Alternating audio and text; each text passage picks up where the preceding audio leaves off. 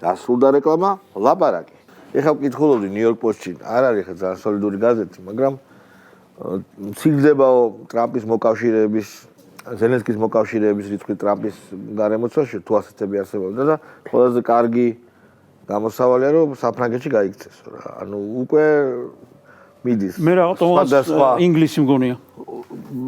აქვს გარკვეული ისინი აქვს სენტიმენტები ეს ხო ამერიკის საფრანგეთის პრეზიდენტი ხო ძალიან მოჩხუბარი მამალი, იმიტომ რომ საფრანგეთის სიმბოლოა მე შეურაცხყოფაში არ მიდდა დამდონ ბრალი და ხანაკა გზავნის ჯარს ხანიკ და ზელენსკისაც შეიფარებს. ნუ რას გვეუბნება ეხლა კიდე სხვა რა შეიძლება გაირკვეს აი ერთ რაღაცაზე მინდა თქვენი ყურადღება შევაჩერო. ამერიკა არ არის კარგი პარტნიორი. ამერიკაში სწრაფად იცვლება რეჟიმები და არ აქვს სამართალმემკვიდრეობის განცდა. რა უცნაურია.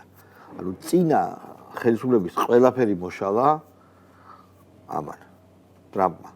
ანუ შენ როცა ურიგდები, თუნდაც გადაწყვიტე რომ გახდე აგენტი, ხო? ასე გებია, ხო? ალბათ არიან ადამიანები დიდი სიხარულით, ფულის გულით და სხვა რამის გამო ხდებიან აგენტი და საკუთარ ქვეყანას ღალატობენ. პრაგმატულადაც არ აქვს, მე მგონი აზრი, იმიტომ რომ შეიძლება რეჟიმი შეიცვალოს და არ შეგინახავენ როგორც აგენტს. არადა აგენტის შენახვა არის წმინდა და წმინდა თემა და ეს თემაც დახურა ძვირფასმა ამერიკამ. არა ვარ მართალი? მშალო თან დაგეთანხმები თან არა. დაგეთანხმები, იმიტომ რომ მაგალითი გვაქვს და არ დაგეთანხმები, იმიტომ რომ სიამოვნებაში ტრამპი ასეთი. ანუ მე დავწმარ, მე ტრამპისტი არ ვარ. ანუ მიხმის რომ ეხლა პატივცე, ანუ ადრე ხო არ არის არა.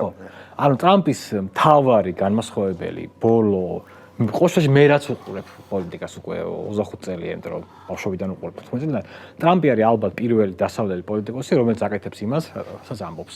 ანუ სხვა დასავლელი პოლიტიკოსის მე არც ერთი მაგალითი არ მახსენდება, იმიტომ ყველა არჩევნებად სხვა ადამიანია, არჩევნებიდან მეორე დღეს უკვე სხვა ადამიანია. რაღა შორს წავიდეთ, აი ყველაზე ჩემი საყვარელი ადამიანი ვლადიმერ ზელენსკიმ არჩევნები მოიგო, იმიტომ რომ ის ეშმაკსაც კი დაელაპარაკებოდა. და ეშმაკთანაც კი გააფორმებდა მშვიდობის გამო. მშვიდობის გამო. ენჯოების პოზიცია მაგდროს როგორ. ხო და სხვა შორის ძალიან მომეწონა იურია ლატინინას ქონდა, აი ძალიან მიყვარს რუსელბერი, რომ 2019 წელს უკრაინულმა 72-მა ენჯომ გამოაცხადა საერთო წერილი დაწერა, რომ თუ ვლადიმერ ზელენსკი ხელს მოაწერდა ზავს ან დაიწყებდა მოლაპარაკებებს მშვიდობაზე, ის გამოცხადებოდა ქვეყნის მოღალატედ. ეხლა ეს ამბავი გადათარგმნეთ იმ ინფორმაციით, რომ უკვე იცით, რომ ყველა ამ ენჯოს აფინანსებდა USAID. ბევრი ლაპარაკი არც დაჭირდა ზელენსკისთან. მათი პროექტი იყო თავიდან. დაამაგრეს. არა, ის არის მე არ მგონი. ანუ ხო, მაგრამ ანუ არა, მათი პროექტი იყო შეიძლება. კარგით რა. არა, ასე შეიძლება, მაგრამ ეგ გავს აი გახარიას ვარიანტს რა, რომ აი ეს ჩვენი დისკუსია რომ გახარია აგენტია თუ სულელია. მე სულელი აგენტი არ შეიძლება იყოს. ხო, არა, მე ვჩები უბრალოდ სულელია და ზელენსკის დაახლოებით სულელი აგენტი, ყველა არის სულელი აგენტი. შეიძლება, მაგრამ მე ზელენსკის იგივე სულელი აგენტობა ბევრ ამას ზელენსკიც ესეთი ხო მაინც ხო ხდება მე ჩემ პირველ ჩვენებაზე ბიჭო მან ძალიან მარტივად მოხდა რაც მოხდა ხალხო ეს რო ჩავიდა მინსკში ეს კლოუნი თქვენ გახსოვთ კადრები არსებობს პუტინი რაღაცაზე საუბრობს ხო ისისხლიან მტერთან არის ჩასული და რაღაცა მოლაპარაკება უნდა შედგეს თქვენ ზელენსკის როჟები გაქვთ ნახე რეებს აკეთებს დასცინის ირიჭება მიშასულელეზე ლაპარაკობსო მიშას ეგრე არ შვება მიშა არ შვებოდა პირველად თავიდან ეგრე აკეთებდა საათ არა უშუალოდ არა ბიჭო იქ ეჯდა გვერდზე პუტინი არა მიშა პუტინთან მაგას პოსტა ფსიქოტიპის გამო ვერ იზამდა ახლა მაგრამ მე ჩუბად კი ამბობდა პუტინი ზის და რაღაცა საუბრობს შეთანხმებაზე და ეს იცინის ეს მოშორები ზის და იცინის დასცინის პუტინს რა სიგიჟებს ლაპარაკობს ცხადე იყო რომ არავინ არ დაიცავდა ამ თქვა შეთანხმებას. ანუ თავიდანვე ეს იყო პროექტი. მე მაგის არჯერა პროექტი იყო. რო ძალიან კარგად გამოიყენეს. შენი აზრით არ იყო პროექტი? ანუ შენი აზრით უცხოელების ჩარევის გარდა ისეთ სუვერენიტეტ დაკარგულ ქვეყანაში როგორც იყო უკრაინა ზელენსკი რაღაცა ფილმი გადაიღო არა მე უფრო პოპულარული გახდა და მოიგო მე უფრო რთულად მგონია საქმე რომ მე ვთვლი რომ ზელენსკი იმ მომენტში მართლა ეგონა რომ როხა ადგებოდა და იმას რა ეგონა რა მნიშვნელობა აქვს კაცო ზელენსკი გამოიყენეს ანუ მე უბრალოდ ეს მსგავსი რთული ჩანაფიქრების არაფერი რთული არ არის გონია რომ პრაქტიკაში მე რაღაც უკრაინის საშუალო სტატისტიკური მოქალაქის ფსიქოტიპი შეისწავლეს როგორ შეიძლება მათზე მოქმედება იყო აბსოლუტური ნიჰილიზმი კორუფციასთან დაკავშირებით გააჩინეს ზელენსკის ტიპაჟი როგორც სურდათ მაშინ უკრაინელებს კორუფციას დაუპირისპირდება წესიერია ასე შემდეგ და შებუთეს და გაასაღეს კაცო ეგ თან ძალიან მარტივად გააკეთა კაი მაგრამ მინდა იმ მოვეკითხვით შენ დაგესვა ასეთი აგენტის ესე გადაგდება და წაადგება ამერიკას თუ მე ვთვლი რომ ეს შეთანხმება რაც რუსეთსა და შეერთებულ შტატებს შორის იყო ესე გავლენების გადანაწილება და ამერიკა მიიღებს ამ შეთანხმებით იმას რაც უნდა კონკრეტულად შემეძლო გრენლანდიაზეა საუბარი პანამაზეა საუბარი დასავლეთ ნახევარსფეროზეა საუბარი ჩინეთთან ესე არ დაახლოებაზე და ჩინეთთან არ დაახლოებაზე თუმცა რუსებმა ესე არ უნდა ქრან იმიტომ რომ არის არ გაყირიან ჩინეთს ცივი ომის დროს საბჭოთა კავშირის ერთ-ერთი მარცხის მიზეზი ჩინეთთან არევა როგორც დასავლეთთან ვერ დაალაგა, ისე ჩინეთთანაც აორია. ანუ ეს გამოცდილება უკვე აქვს რუსეთს, რომ არ შეიძლება ორივესთან კონდეს არეული. ამ შემთხვევაში შენ ხარ ძალიან სუსტ მდგომარეობაში. ერთთან მაინც უნდა კონდეს დაალაგებული ურთიერთობა. და ის ხა ამერიკა რომ მაგას ცდილობს, ეს გასაგებია, მაგრამ ესე ვერ გავა. ყოველ შემთხვევაში მე კლავ ვიმეორებ ეს მრავალ კომბინაციური იქნება და ეგ არ იქნება სამხრივი, მაგრამ ხა ევროპაზე მინდა ერთი სიტყვა თქვა. ზოგადად მოგწონდა, არ მოგწონდა ეს მულტიკულტურალიზმი, ევროპული ლიბერალიზმი, მას ჰქონდა ერთი პრაგმატული ამოცანა. ეს პრაგმატული ამოცანა იყო შემდეგი, რომ ევროპული სახელმწიფოები, რომელიც დომინირებდნენ, მარცხდებოდნენ ან ინგლისურ და ამერიკულ სახელმწიფოებთან, იმით რომ შიგნით შიდა წინააღმდეგობები ჩდებოდა ნაციონალისტურ ბაზაზე. მულტიკულტურალიზმ, ლიბერალიზმ, ეს ნაციონალისტური დაპირისპირება, შიდა დაპირისპირებები უნდა გადაილახა. მაგრამ ჩვენ კარგად ვიცით, რომ ერთ-ერთი მთავარი ნაღები, რაც ჩაიდო ევროკავშირში, იყო კოსოვოს ფენომენი.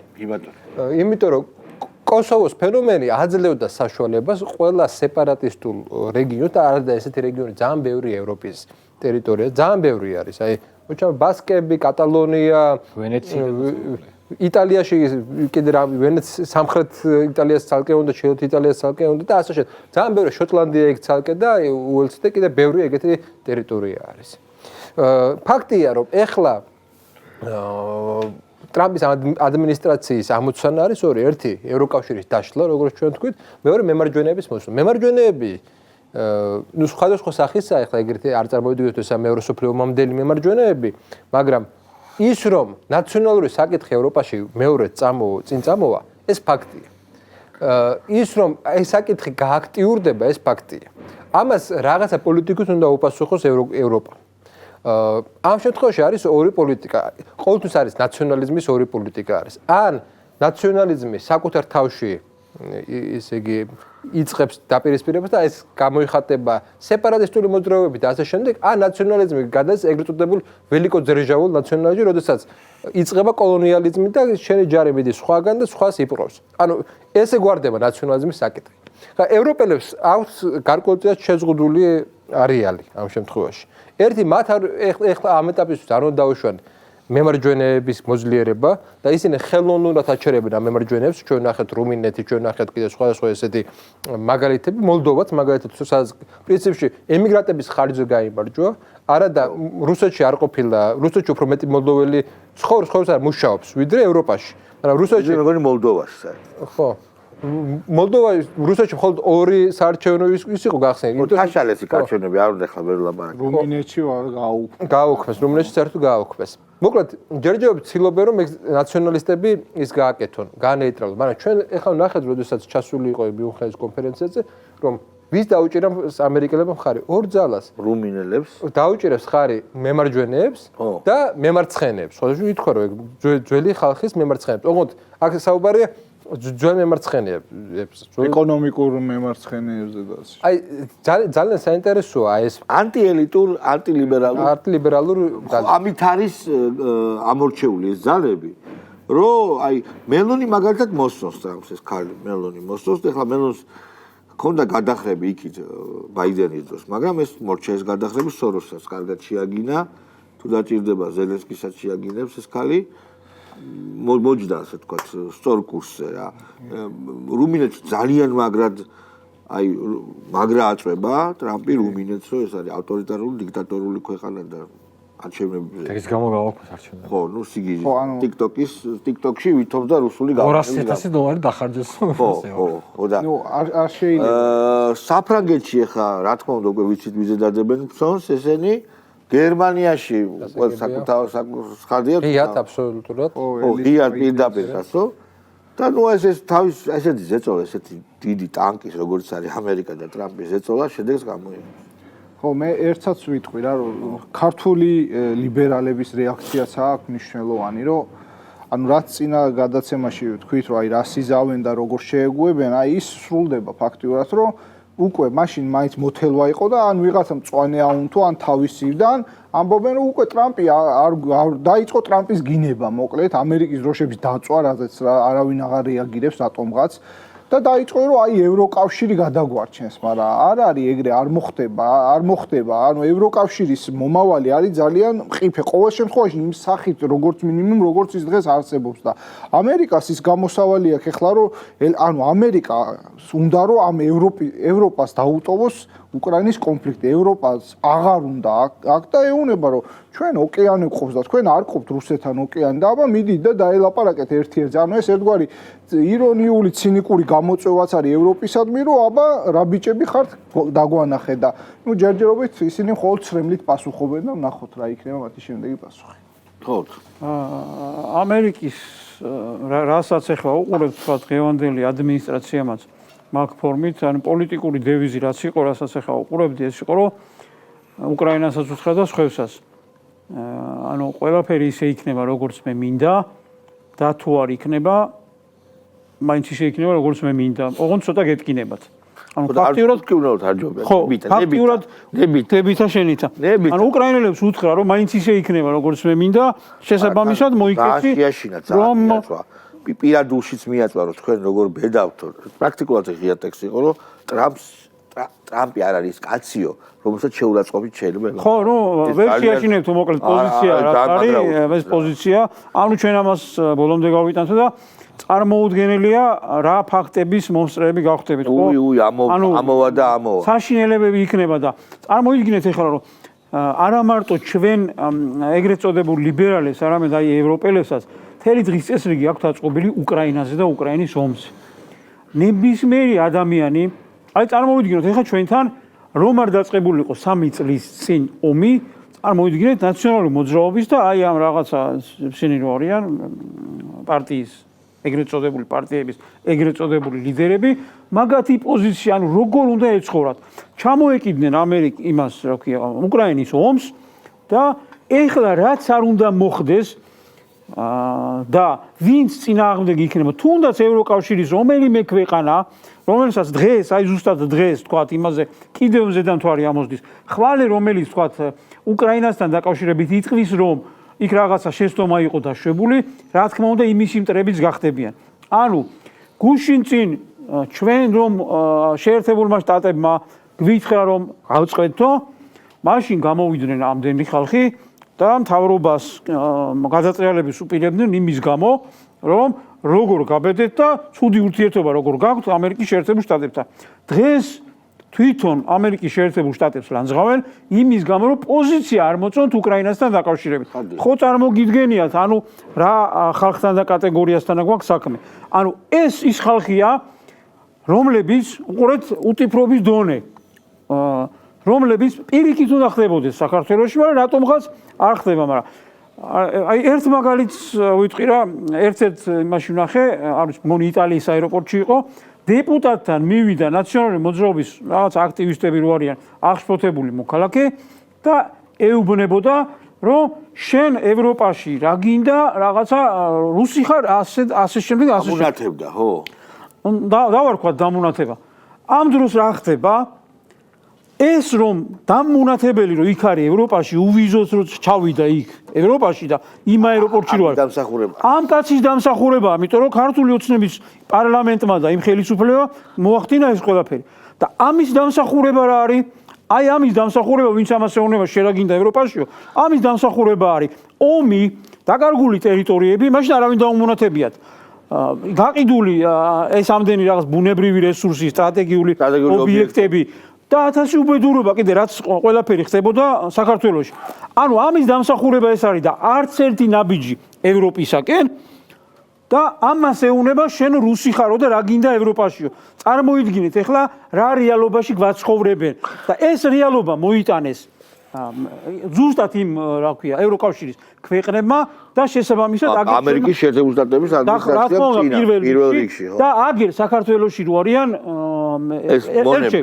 ელჩები არა ჩვეულებრივი ელჩები და რა თქმა უნდა სადარია ხმას აღარ იღებენ ამ ბოლო დროს არა ეხლა ამერიკის ელჩის ქარდები გაუთავდა მე მგონი ამერიკის ელჩი არის გაყუჩებული რო დადო ყველაფერი გასაგებია გახსოვთ ქარდი რო დადო ეხა აქ ქარდი ეხა გასაგებია ყველაფერი და ერთი სანამ დავამთავრებთ ერთი აუცილებლად გავიხსენოთ და არ დაგვაუწყდეს ჩვენი დოიაშვილი რო ყავს დოიაშვილი ცოტა ხნის წინ რო რევოლუციას რო იმაში ეხა მაგარ ტურნეს აკეთებს ეხა ერთია მიმდინარეობს ხო და აფორია ქალთელი საქართველოს რომ გვემუქრებოდა რომ ეხა გაჩვენებ თეატრ რა შეუულია ეხლა ნახეთ რა სასწაულს ვიზამოდა ხანდახან რომ გამოჩნდეს ხოლმე კარგი იქნება დავინახოთ აბა რაღაცა ასწაული არის აბჯრიდადის როგორ ერთი ამე მინდა უთხრა რომ უნდა იცოდნენ ყველამ და იმ სახეობებმაც კიდე იქ რომ დაიარებიან რაღაც მიტინგებზე ვერასოდეს ხალხის დობას ვერ მოიპოვებთ სანამ არ მიხვალთ ციცადამდე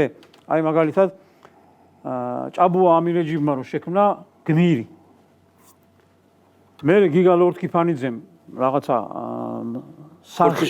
ხორცი შეასხა ყველაფერს და ოთარ მეღვინე თუხუცესმა ისეთი სახე შექმნა ეს ხო ერთი მწერალი იყო მეორე რეჟისორი მესამე მსახიობი ამან ისეთი სახე შექმნა მე ვერ წარმომიდგენია ალბათ 1000 წელი ვინმე მითამაშოს დათა თუთაშხია და იმაზე მაგარი იყოს ან გაუთანაბრდეს მაინც როგორც იყო ვთქვათ ოთარ მეღვინე თუხუცესი ერთმან სასწაული შექმნა მეორემაც და მესამემაც სანამ ამას რაღაცა ფორმით არ მიუახლოვდებით ხო ანამდე ილუზიები იმასთან დაკავშირებით რომ თქვენ ხალხი გამოყვება და სასწაულებს იზავთ და რა ქვეყანაში თქვენ გავლენებს გაატარებთ ეს არ მოხდება ამიტომ იზრუნეთ და იმუშავეთ თქვენ პროფესიონალისტთან დაკავშირებით და რაც შეეხება დოიაშვილს რაც არ უნდა იმუშაოს არა ზოგადად ვამბობ ახლა დოიაშვილი ამოვარდა უკვე კილომეტრის მანძილზე ვერ მივა დიდი მადლობა ერთი უნდა უბრალოდ გითხრათ რომ რუსეთუმების სახელი აღარ არის ჩვენთვის მნიშვნელოვანი იმიტომ რომ ჩვენ ძალიან დიდი კონკურენტი გამოგვიშთა ეს არის დონალდ ტრამპი რომელსაც უშუალო სიტყვებით აგებენ ქართველი ლიბერდებილებიც მათ შორის და იძახიან რომ ეს არის პუტინის პროექტი